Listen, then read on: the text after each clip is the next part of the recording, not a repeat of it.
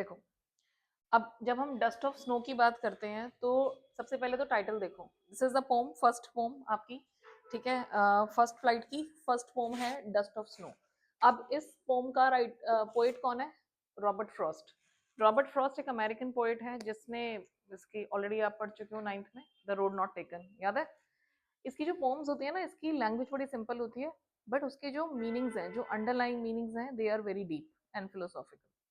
सो ये एक बहुत ही इंपॉर्टेंट और प्रोमिनेंट पोइट है जो बहुत ही गहरी फिलोसफी बता देता है बिल्कुल सिंपल सी लैंग्वेज यूज करके। And the same thing has happened here. तो ये जो पूरी पोम है ना, इसका जो स्ट्रक्चर है कि भाई हर लाइन में सिर्फ चार चार वर्ड्स हैं, सिर्फ लास्ट लाइन में ही पांच वर्ड्स हैं, और it's a very small poem है ना, कब शुरू हो जाती है कब खत्म होती है पता ही नहीं चलता। तो ये जो पूरा स्ट्रक्चर बनाया है ना, ये भी एक थीम है, पता है आपको? तो जो पूरी पोम का स्ट्रक्चर है वो भी एक थीम है। वो क्या शो करता है कि लाइफ बड़ी शॉर्ट है, life is very small and you have to live it to the fullest. उसे बेकार की टेंशंस, वरीज, फ्यूचर की वरीज, पास्ट की कुछ बातें, मेमोरीज, उसकी वजह से स्पॉइल मत करो।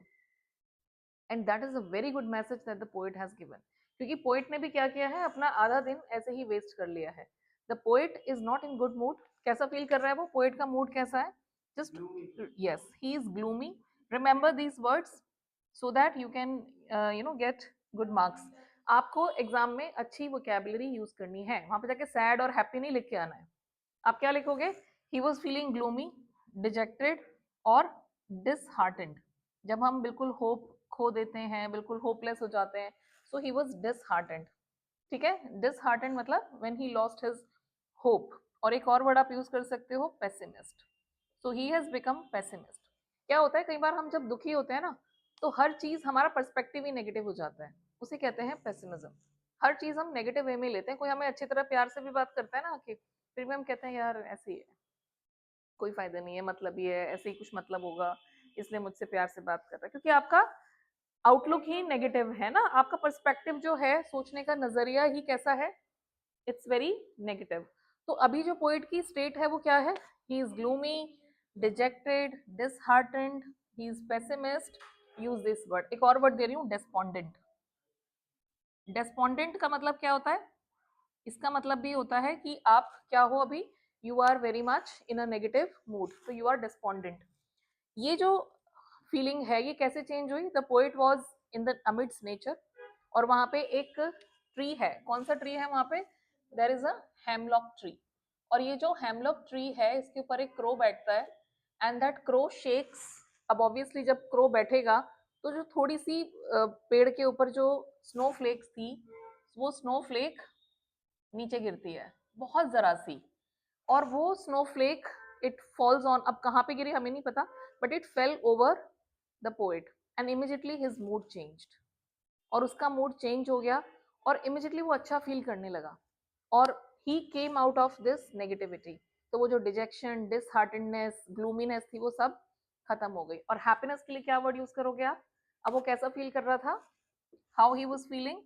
ही वॉज ओवर द मून। ये होते हैं इडियम्स। या फिर yes, he was on cloud nine, या now he was brimming with joy. अब उसकी जो फीलिंग्स हैं वो ये हैं। So use these idioms, over the moon, yes, he was full of optimism. अब वो ऑप्टिमिस्टिक है, ऑप्टिमिस्ट है। मतलब पेसिमिस्ट से क्या बन गया? ऑप्टिमिस्ट, इसका ऑपोजिट। तो अब वो कैसा फील कर रहा है? Full of hope, energy, enthusiasm of life. तो जिंदगी कैसे जीनी है हमें? ऐसे बन के, बेचारा सा, पुअर सा बन के, या फिर you are full of life, you are full of energy, enthusiasm.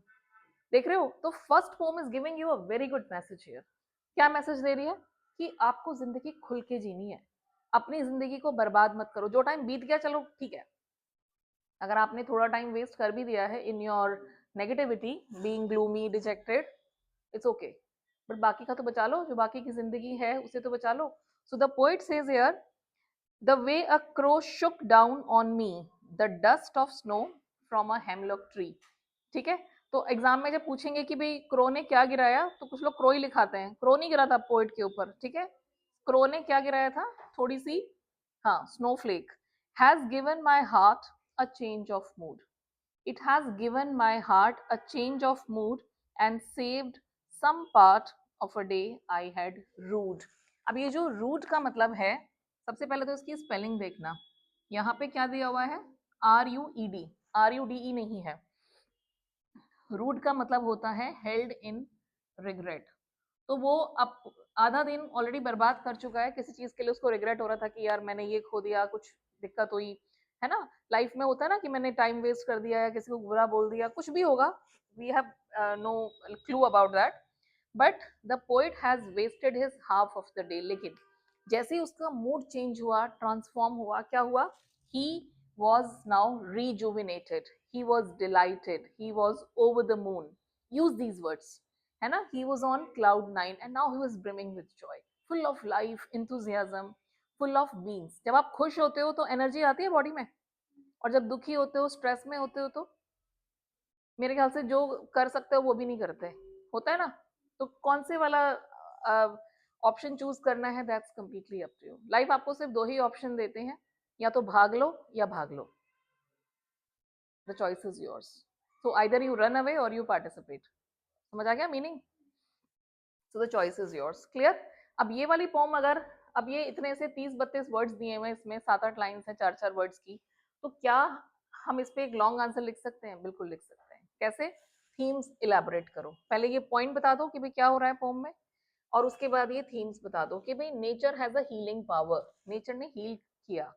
Nature हमें हील करती है. जब भी आपको अपसेट फील करो ना, आप स्ट्रेस में हो, so you go in to the park, you go for a strolling, टहलने निकल जाओ, and your mood will automatically be changed.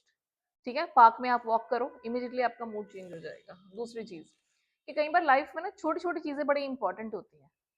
क्या आपको लगता है कि एक स्नो, हल्की सी चुटकी भर स्नो अगर आपके ऊपर गिर गई तो कोई बहुत बड़ा इवेंट हुआ है? नहीं. तो लाइफ में ट्रांसफॉर्मेशंस लाने के लिए, खुशी लाने के लिए, please don't wait for big things. हम क्या करते हैं कि हम कहते हैं कि भाई मैं तो तब खुश होऊंगा जब मुझे 2-3 करोड़ रुपए मिलेंगे, जब मेरे पास BMW होगी, या जब मेरे पास आईफोन होगा, वो भी 17 Pro Max. ऐसा नहीं है. It's not like that. आपको खुशी छोटी छोटी चीजें देती हैं.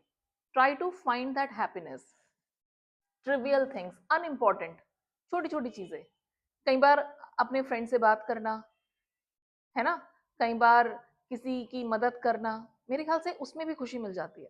तो you don't have to wait for a very big thing कि वो होगा ना मेरी लाइफ में तभी तो. पोस्टपोन कर दी मैंने तो अपनी हैप्पीनेस. भैया मैं तो अभी खुश नहीं हूँ. मैं खुश कब होंगी? जब मुझे ऐसा कुछ मिलेगा, and this that. No, it's not like that. Please find happiness in small things, in trivial things. याद रखना ये वर्ड. ट्रिवियल मतलब बहुत ही छोटी सी, अनइम्पॉर्टेंट, इनसिग्निफिकेंट थिंग्स उसमें. और लाइफ में जरूरी नहीं है कि पॉजिटिव चीजें ही पॉजिटिव रिजल्ट लाती हैं, नेगेटिव चीजें भी रिजल्ट लाती हैं पॉजिटिव. लाइफ में जब प्रॉब्लम्स आती है ना, तो वो प्रॉब्लम्स भी आपकी लाइफ में पॉजिटिव चेंज लाती हैं, आपको बहुत मेच्योर बनाती हैं वो.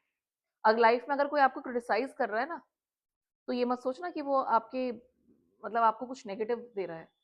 वो सिखा रहा है आपको. You will be more positive, you will be more enthusiastic. समझ रहे हो? तो negative things can also bring positive outcome. और यहाँ पे नेगेटिव चीजें क्या है? सिंबल्स. सिंबल्स यूज किए हैं पोइट ने. हेमलॉक ट्री एक पॉइजनस ट्री होता है, ठीक है, इसमें पॉइजन होता है, बट स्टिल क्रो, इसको भी हम एक नेगेटिव वे में ही देखते हैं कि भाई किसका सिंबल है ये? इल ओमन. अपशगुन लेके आता है, जनरली लोग यही मानते हैं, बस श्राद्ध में इसे इंपॉर्टेंस देते हैं. बाकी तो क्रो को कोई नहीं पूछता, इसकी आवाज और है ना सब कुछ कैसी है, पीपल डोंट लाइक दैट. और दूसरा, ये जो स्नोफ्लेक है, ये शो करती है आपकी छोटी छोटी वरीज. उन्हें शेड ऑफ करो, हटाओ अपनी लाइफ से. वो जो एक छोटी छोटी चीजों का जो बर्डन लिया हुआ है ना हमने, उसे खत्म करो. शायद तभी हम खुशी से जी सकते हैं. समझ आ रहा है? तो ये 4-5 थीम्स इस तरह से आप इलेबोरेट करोगे, and this is how you will talk. Is that clear? और उसके बाद ये है इसकी फिगर्स ऑफ स्पीच, जो आपके एमसीक्यूज वगैरह में जो आपके आते हैं ना 5-5 मार्क्स के, उसमें पूछ सकते हैं कि भाई इसमें एलिट्रेशन है, जैसे हैज गिवन माई हार्ट, ह साउंड आ रही है, सो दिस इज एलिट्रेशन. उसके बाद ये मेटाफर है, डस्ट से कंपेयर किया है. बेसिकली है क्या वो? स्नोफ्लेक है. तो स्नोफ्लेक को किससे कंपेयर किया है? डस्ट से. तो इसलिए ये मेटाफर है. सिनिक डकी क्या होता है कि जब आप आप पोइट कह रहा है कि मेरा हार्ट चेंज हो गया, है ना, but it is not the heart whose mood is changed, पूरी की चीज चेंज हुई है ना, पूरा मतलब पर्सन चेंज हुआ है। तो यहाँ पे ये है सिनेक डकी, ठीक है। तो सिनेक डकी कब यूज होता है, जब आप पूरे पर्सन को ना मेंशन करके उसके एक पार्ट को मेंशन करते हो। Is that clear? तो जैसे 11th में एक पोम है, उसमें दिया हुआ है कि द फीट आर ट्रांजिएंट, मतलब फीट जो है वो टेम्पररी है। फीट थोड़ी टेम्पररी होंगे, खाली पैर थोड़ी गायब होंगे, जब हम मरेंगे तो पूरे ही गायब होंगे ना, तो उसे कहते हैं सिनेक डकी। समझ गए? तो इस तरह से ये एग्जाम्पल्स आपको याद रखने हैं। Got it?